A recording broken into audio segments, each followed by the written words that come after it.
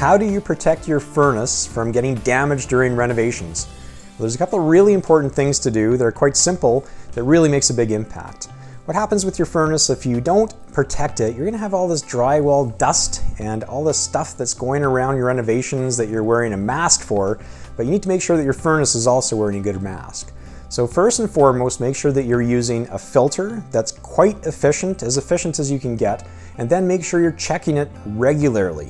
If your filter plugs up, then it's a big problem for your furnace and its future reliability, and it won't work. If you've got too much dust going through there, today's furnaces rely heavily on electronics. So you've got a really computerized system there that's highly sensitive to dust. Another step you can take with that is where your air comes back to your furnace, called cold air returns. Those are the rectangular vents that are on your baseboard on your floors.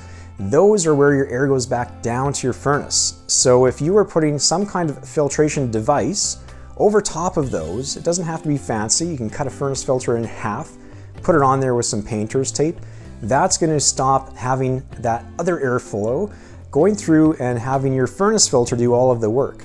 So those are the two primary things that you can do. Another great suggestion is to put some chicken wire that's really thin and doesn't let the big stuff get into your hot air supply vents, and do what you can to keep the job site really clear. The cleaner the job site, the less problem there is with seeing a garbage can develop inside of those air vents.